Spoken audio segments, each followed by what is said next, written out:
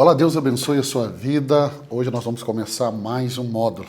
Eu estou bem empolgado porque nós vamos começar a falar hoje sobre a doutrina de Deus, conhecendo o Ser Supremo. Então nós vamos falar muito da pessoa de Deus, do Pai, da primeira pessoa da Trindade. Nesse módulo eu vou falar uma aula sobre Jesus, uma aula sobre o Espírito Santo, mas não se preocupe.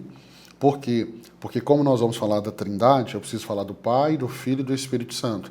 Mas nós teremos um módulo apenas sobre Jesus Cristo, um módulo inteiro apenas sobre o Espírito Santo. Ok? Vamos lá? Hoje eu quero falar sobre a natureza de Deus. Lembrando que você precisa de um caderno para você anotar. Então deixa eu dar uma boa notícia antes de eu começar aqui. Sugestão de um aluno para você que é um patrocinador que vai adquirir a certificação teológica Imagine a partir de segunda-feira, não antes, segunda-feira, eu vou passar o resumo de tudo aquilo que eu estou ensinando aqui. Então, lá no grupo que você que é um apoiador, que está abençoando os nossos trabalhos missionários, além da aula gravada, além de tudo aquilo que falamos, da aula ao vivo que teremos, do acompanhamento, eu vou mandar também o resumo. O que está aqui na tela do meu iPad. O que está aqui na tela, eu vou mandar para você, ok? Pastor, e talvez essa pergunta vai surgir. Eu recebi aqui o resumo da aula e eu vi que o senhor falou algumas coisas que não estão aqui.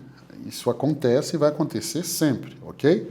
Em cada módulo que eu mandar para vocês, eu vou colocar toda a biografia que eu uso para montar essa aula. Então isso vai te ajudar muito. Então, conta essa novidade aí. Para você que é apoiador, você vai ter agora um material que você vai poder imprimir, escrever, montar aí uma grande apostila, um livro, quando chegar no final do ano.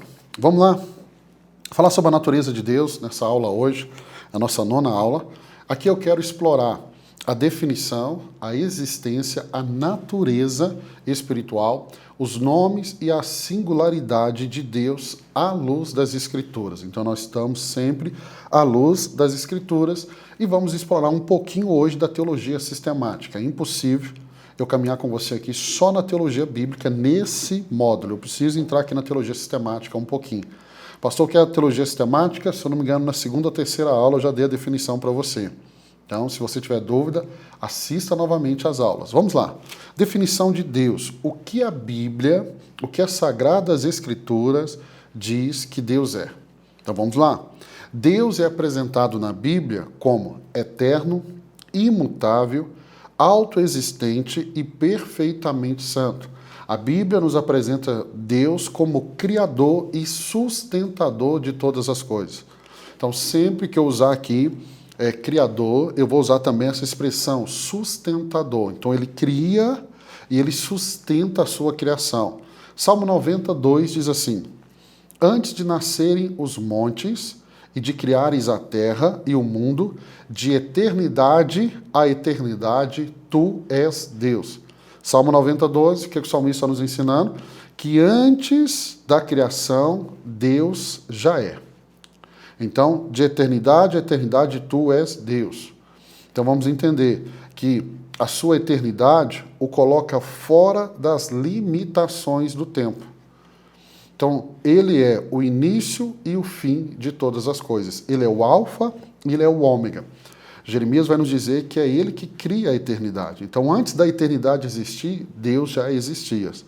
Êxodo capítulo 3, verso 14, no momento do chamado de Moisés, Deus vai dizer para ele assim: eu sou o que sou. Essa expressão, João vai usar muito no seu evangelho para apontar Jesus como Deus. Eu sou o que sou. Então entende, esse nome revela a autoexistência de Deus e a sua constância. Eu sou o que sou. O que ele está dizendo aqui é que ele sempre existiu. Então ele não muda, ele é imutável.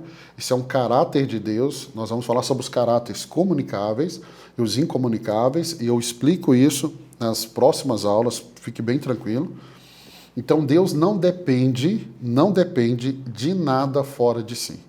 Ele é autoexistente. E é a base de toda a realidade. Então, toda a criação depende de Deus, mas Deus não depende da criação. Então aqui nós já começamos a colocar Deus no lugar dele. Para muitos, parece que Deus virou um gênio da lâmpada, que faz a vontade dele, que se Deus não fizer, vai perder ele. Irmãos, Deus é. Comigo ou sem mim, com você ou sem você. Então vamos lá, como que Deus se diferencia de toda a criação? Neste livro aqui, da Teologia Sistemática, da Teologia Sistemática do Wayne Grudem, nesse livro aqui, ele vai falar que Deus é qualitativamente diferente da criação. Por quê? Porque Deus é infinito, autoexistente e independente da sua criação. Vamos repetir? Deus é infinito, autoexistente e independente da sua criação. Na sistemática de Charles Finney, ele vai dizer e vai enfatizar que Deus é o único ser absolutamente perfeito. Além de Deus, não há nenhum outro ser cuja natureza fundamentada esteja todas as leis morais e físicas de todo o universo. Apenas em Deus, apenas em Deus. Então Deus ele é a origem da justiça e bondade, que sem as quais não há padrão objetivo de moralidade. Então todo o conceito de moralidade que temos, ele está em Deus, ele nasce em Deus. Nós vamos falar sobre isso um pouquinho mais à frente. Então vamos entender, vamos concluir essa parte. A perfeição de Deus significa que tudo o que ele faz vai refletir a sua sabedoria e a sua bondade. E qualquer falha humana em reconhecer isso é resultado do pecado que herdamos de Adão. Então vamos pegar um exemplo prático, talvez te ajude aí. Quando você enfrentar dúvidas ou incertezas, lembre-se de que Deus, sendo perfeito e imutável, ele não muda, ele sempre vai agir com justiça e amor. Isso nos dá uma segurança, para quê, pastor? Para confiarmos na soberania de Deus.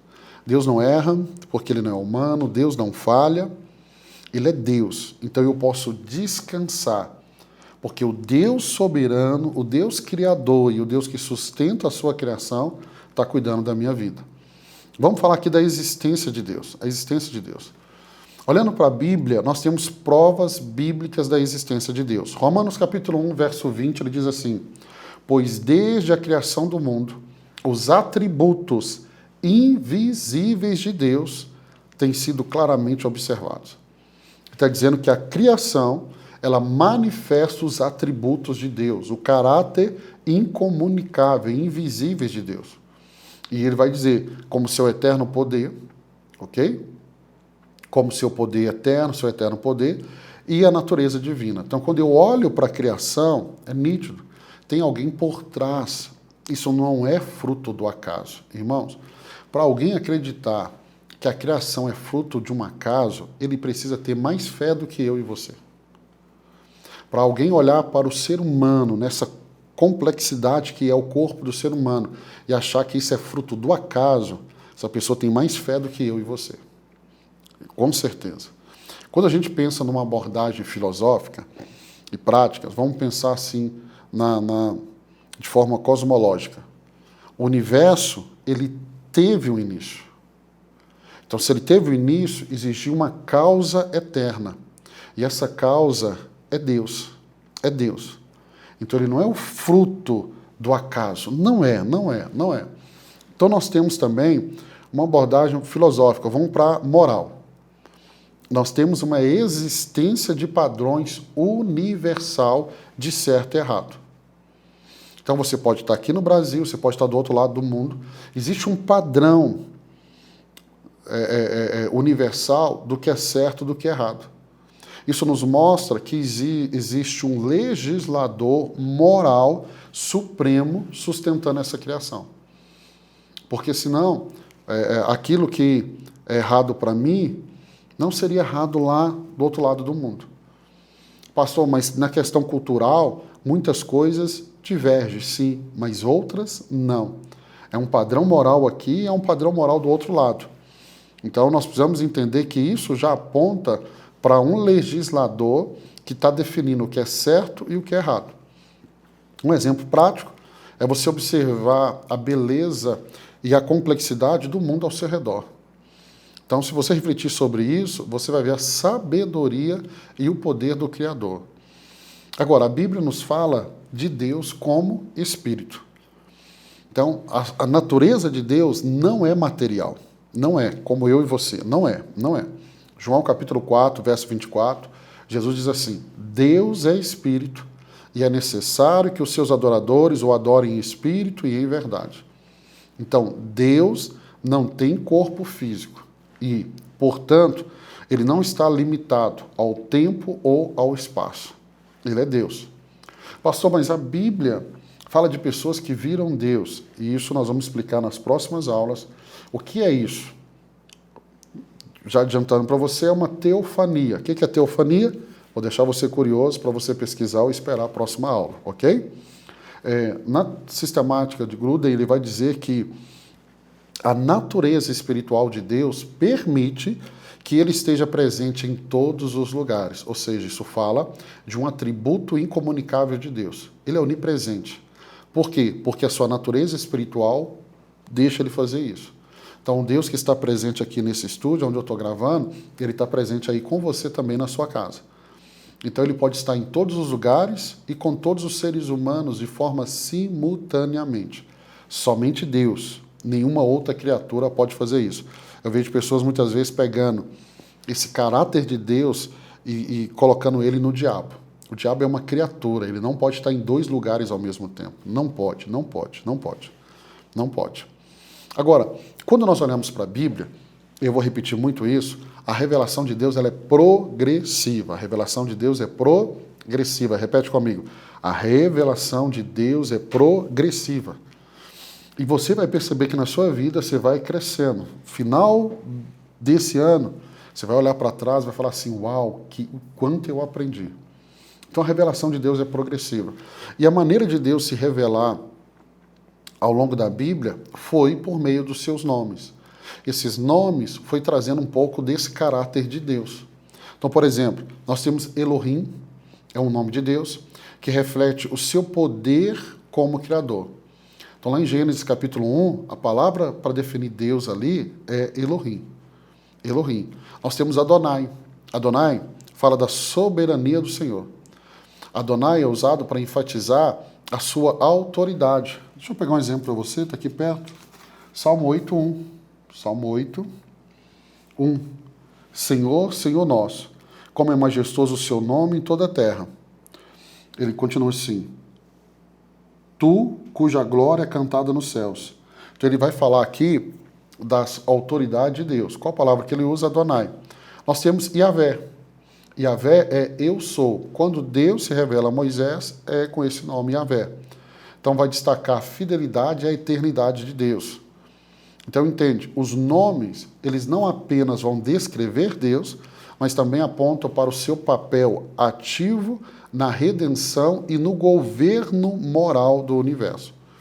Então entenda, quando Deus se revela a Abraão como Jeová Jiré, o Deus provedor, quando Deus se revela na necessidade, né, como esse Jeová Jiré é um Deus provedor, ou quando ele se revela como El Shaddai, ou seja, eu preciso confiar na sua soberania e no seu poder, a forma de Deus se revelar ao longo da Bíblia é por meio do seu nome.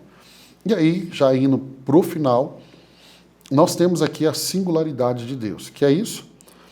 Não há outro além de mim, além de Deus. Isaías 45:5 diz assim, eu sou o Senhor e não há nenhum outro além de mim, não há Deus. Então, só tem um Deus, não há outro além dele. Deus, então, ele é único em sua essência, único em seus atributos, ele é o Criador, enquanto todas as outras coisas são suas criaturas. Então, a singularidade de Deus vai nos exigir uma obediência absoluta, porque você não pode dividir a sua obediência a outro, porque só tem um Deus, só um Deus. Então você tem que refletir em quem você vai colocar essa confiança. Se eu coloco a confiança em Deus, esse Deus que é soberano, esse Deus que é absoluto, esse Deus que é imutável, eu posso descansar, por quê? Porque Ele é Deus. Ele é Deus. Então vamos aqui de forma prática. O que nós aprendemos hoje? Que Deus é eterno, Deus é autoexistente, Ele não foi criado, Ele é o Criador, Ele é imutável, Ele não muda, Ele é único. Não há outro. Não há outro. Não há outro como nosso Deus. Ele é qualitativamente diferente da criação. A criação tem tempo de validade. Deus não tem tempo de validade. Ele é antes da eternidade. Ele é o alfa e o ômega, o início e o fim. Ok? Então, ele é qualitativamente diferente da criação e ele se revela como espírito. Ele não é matéria, ele é espírito. E isso permite um relacionamento com seus filhos. Então, entenda. Deus é espírito. Por isso que Paulo, quando fala da nossa partida, seja ali no arrebatamento, ou daqueles que ressuscitarão em Cristo, ele fala que esse corpo corruptível será revestido pela incorruptibilidade.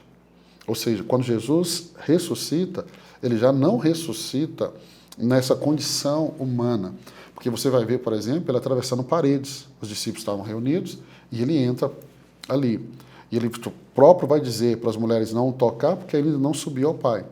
Então, entenda, nós também seremos espírito. Ou seja, a corruptibilidade vai acabar e a incorruptibilidade vai tomar conta do nosso corpo, ok? Uma vez que Deus é singular, uma vez que Ele tem sua singularidade, isso exige uma obediência total e uma adoração exclusiva. Por isso que 99% de obediência é igual a desobediência. Porque você não pode dividir a sua obediência com outro, se Ele é único. Por isso que você não pode adorar outro, somente a Ele. Um exemplo prático para você pensar e refletir, para a gente terminar, você precisa reconhecer a perfeição de Deus. Porque quando eu reconheço a perfeição de Deus, e você pensa em como que a perfeição de Deus e a sua bondade pode fortalecer a sua confiança em momentos de dúvida. Por que muitos têm fraquejado na sua fé? Porque ele não tem uma visão clara de quem Deus é.